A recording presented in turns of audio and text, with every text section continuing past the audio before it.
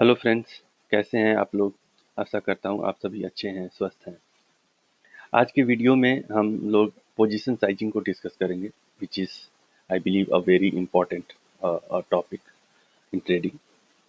आप में से बहुतों ने इस टॉपिक को के बारे में ऑलरेडी सुन रखा होगा, but believe me, watch this video till end and it will definitely add some value to your existing knowledge.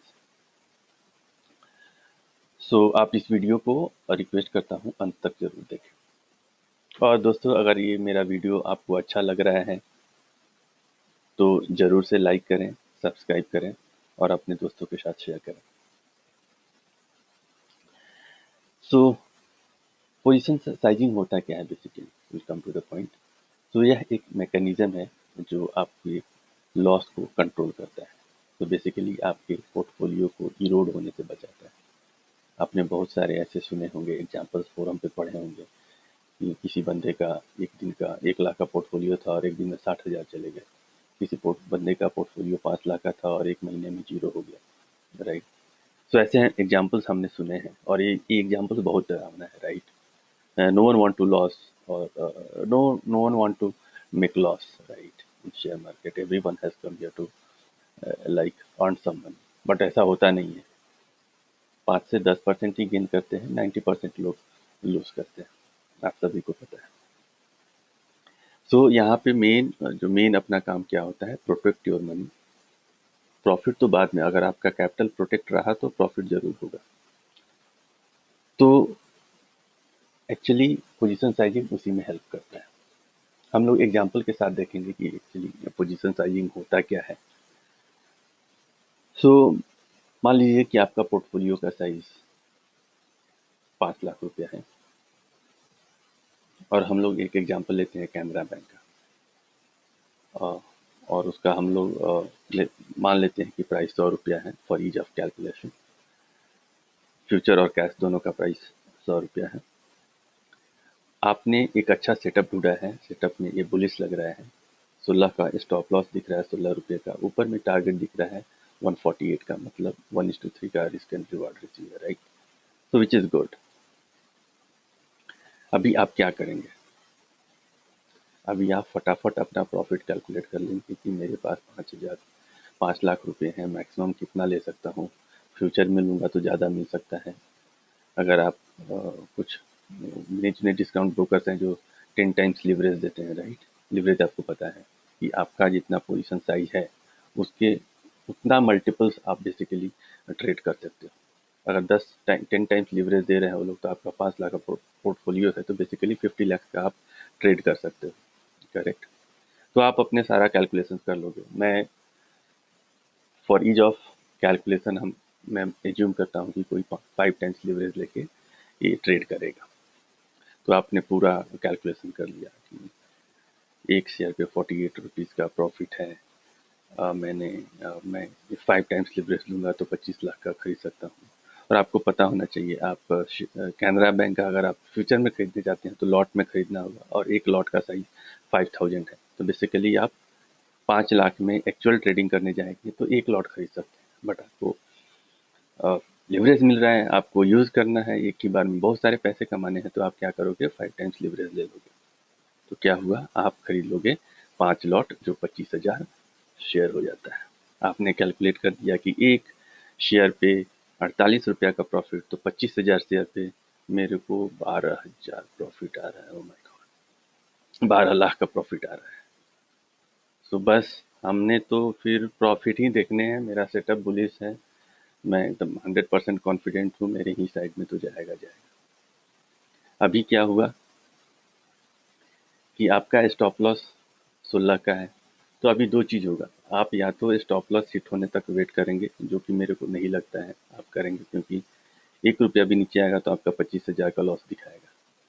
तो आप तो या तो 1 या 2 रुपया नीचे आने से ही आप अपना लॉस कट करके निकल जाएंगे, तो ठीक है।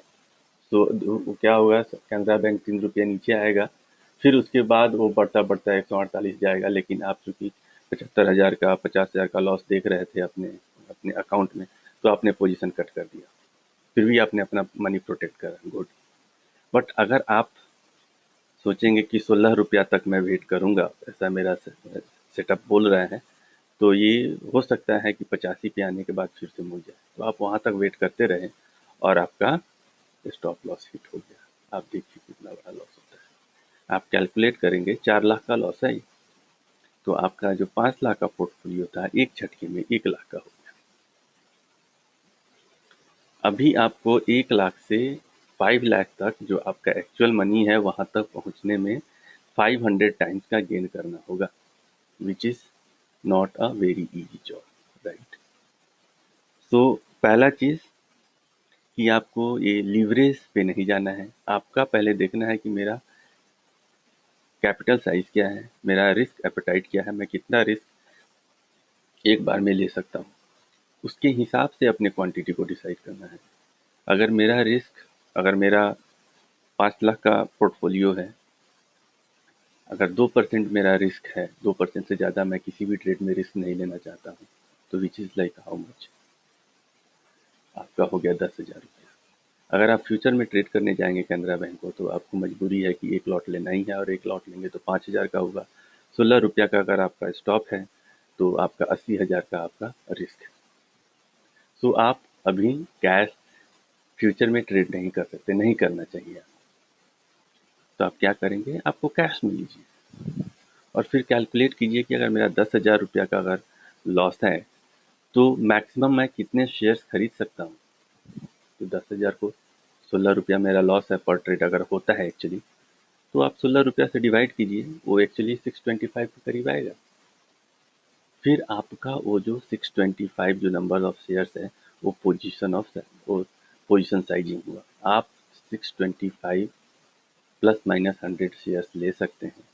आप अपने रिस्क को, अगर बहुत ही अच्छा सेटअप है, आप 90% विनिंग साइड में हैं, आपका ऑप्शन चेन भी बोल रहा है, आपका फ्यूचर क्या बोलते हैं, आपका फ्यूचर का ओपन इंटरेस्ट भी बोल रहा है, आपका क्या न्यूज़ भी अच्छा है, आपका टेक्निकल चार्ट भी बोल रहा है। अगर सब कुछ पॉजिटिव है, तो आप वहाँ पे अपना रिस्क 3% कर दीजिए या 4% कर दीजिए, आप अपने साइज को डबल कर दीजिए, इट्स ओके। बट अगर मान लीजिए कि आप सिर्फ टेक्निकल चार्ट पे ही जा रहे हो, तो आपको 2% से ज़्यादा रिस्क लेने की ज़रूरत नहीं है और लेना भी नहीं चाहिए। तो आपने 2% का रिस्क लिया, 10,000, 10,000 को 16 रुपया आपका स्टॉप है, डिवाइड किए, 625 बनता है, आपको उससे ज़्यादा शेयर नहीं लेना है। तो इससे होगा क्या, इससे होगा कि आपको पीस ऑफ माइंड रहेगा। अगर स्टॉक आपके डायरेक्शन में नहीं भी जा रहा है, तो आपको डर नहीं लगेगा। आपका आप जब पोर्टफोलियो देखोगे, तो देखोगे कि ओके, अभी तो 5,000 का लॉस है, मैं बियर कर सकता हूँ, 8,000 का लॉस है, स्टॉप लॉस हिट भी हो गया तो कोई दिक्कत नहीं है, 10,000 का लॉस है। लेकिन बहुत बार क्या होता है कि जस्ट स्टॉप लॉस आने से पहले प्राइस का डायरेक्शन चेंज हो जाता है और आपके टारगेट को जाके अचीव कर लेता है। बट अगर आपका साइजिंग ज़्यादा रहेगा, तो जैसे जैसे प्राइस नीचे आएगा ना, अगर वो आपने अपनी औकात से ज़्यादा शेयर्स खरीद रखे हैं ना, तो आपका वो क्या हार्ट बीट बढ़ने लगेगा।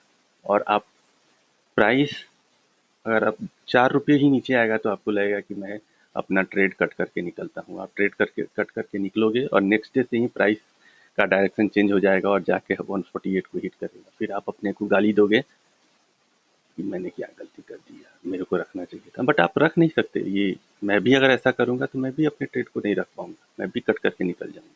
इसलिए पोजीशन साइजिंग इम्पॉर्टेंट है, अगर आप अपने को विनिंग साइड में रखना चाहते हो।